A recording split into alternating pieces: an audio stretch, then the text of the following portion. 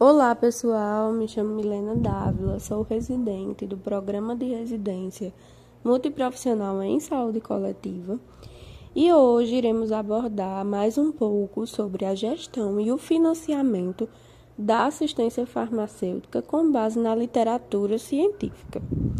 Esse vídeo será dividido em duas partes. Primeiramente, iremos fazer um breve resumo do conteúdo explicado sobre gestão e financiamento da assistência farmacêutica e logo após daremos 2 exemplos com base na literatura científica sobre os componentes da assistência farmacêutica. Como vimos anteriormente, as 3 esferas de governo, municipal, estadual e federal, devem financiar o Sistema Único de Saúde por meio dos recursos do Orçamento da Seguridade Social, da União, Estados, Distrito Federal, municípios e outras fontes. O financiamento e a transferência dos recursos federais para ações e serviços em saúde se dão na forma de blocos de custeio com monitoramento e controle.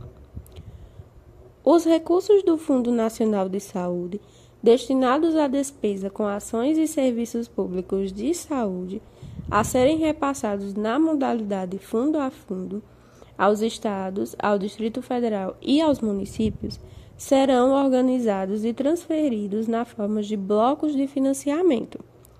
O primeiro é o bloco de custeio das ações e serviços públicos de saúde. E o segundo, o bloco de investimento na rede de serviços públicos de saúde.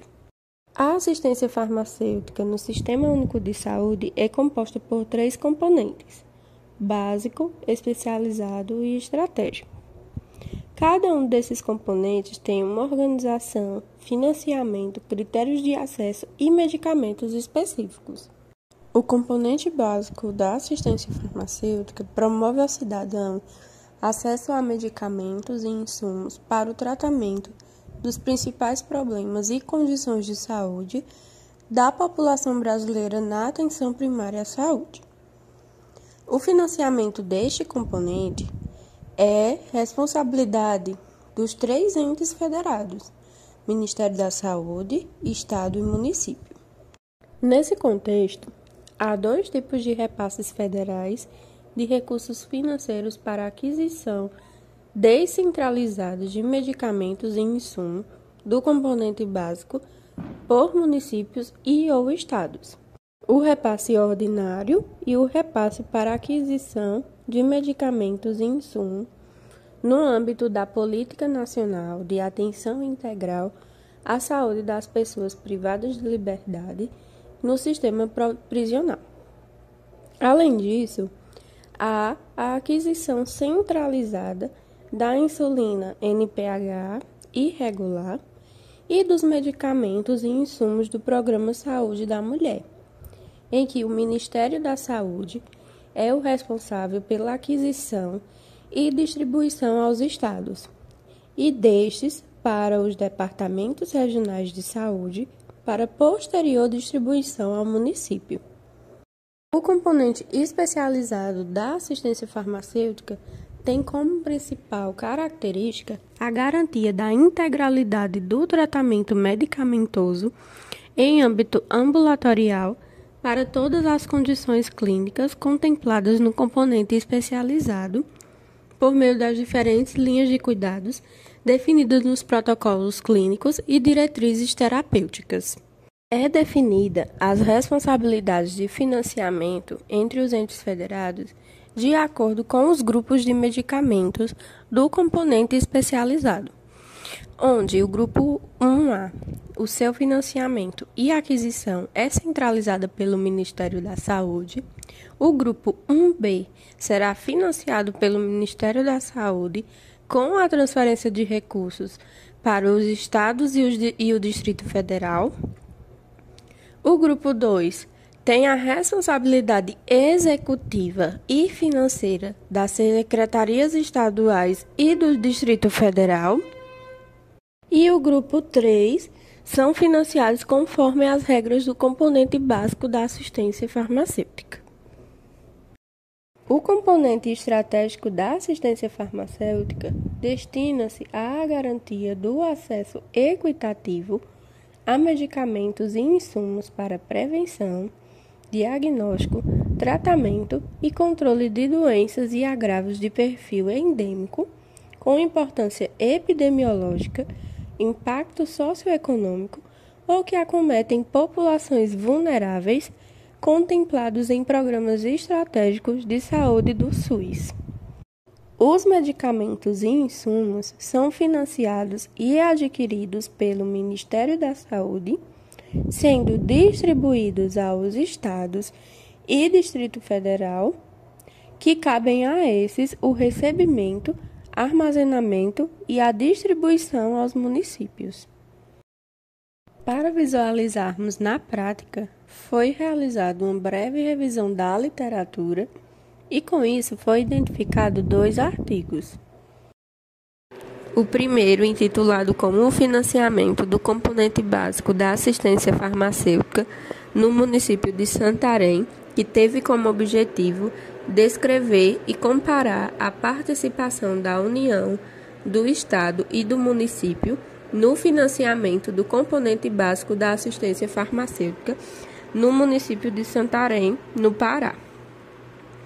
Trata-se de um estudo retrospectivo e descritivo desenvolvido a partir da análise da base de dados dos repasses financeiros de 2010 a 2015. Para isso, algumas informações são necessárias para entender o valor que cada órgão do governo deve repassar. O município possui 302.667 habitantes e, de acordo com as portarias número 2.982, de 26 de novembro de 2009, e número 4.217, de 28 de dezembro de 2010, o valor financeiro mínimo estabelecido a ser investido por habitante ano a cargo de cada esfera de governo era R$ 5,10 para a União, R$ 1,86 para o Estado e R$ 1,86 para o município. A portaria número 1.555, de 18 de julho de 2013, manteve o valor mínimo habitante ano da União em 5,10 centavos, modificando os valores do Estado e do município para R$ 2,36.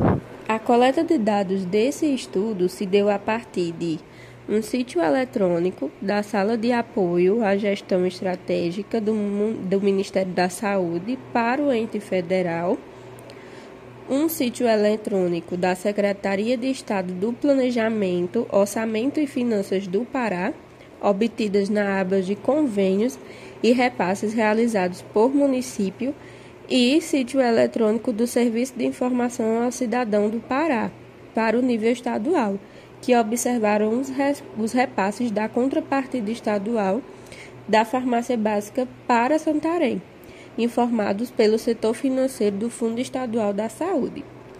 Quanto à Prefeitura Municipal de Santarém, a coleta de dados referente aos repasses se deu por meio da disponibilização dos relatórios demonstrativos da despesa orçamentária paga, estes disponibilizados pela Secretaria Municipal de Santarém.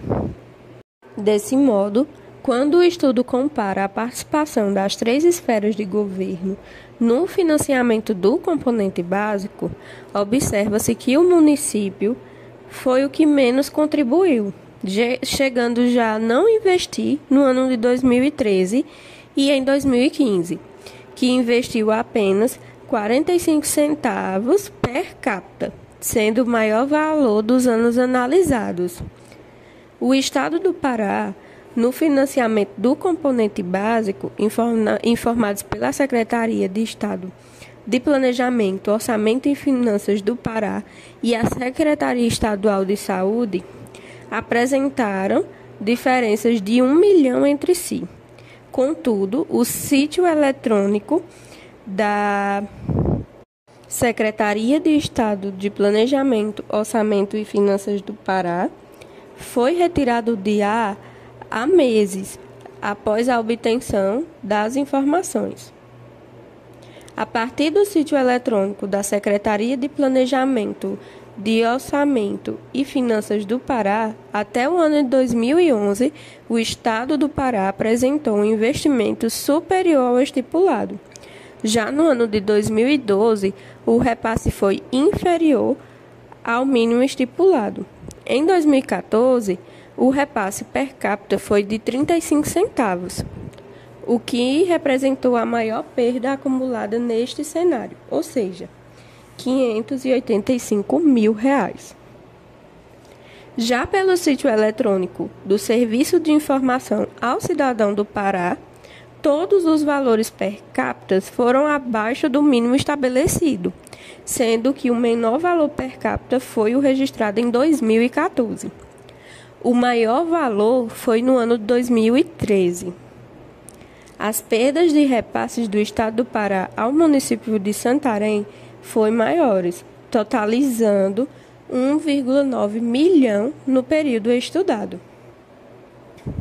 A União, por sua vez, considerando os valores per capita, somente em 2011 foi atingido o valor superior ao mínimo exigido pela legislação, de 5,15 centavos per capita, permanecendo nos demais anos valores abaixo do mínimo habitante por ano.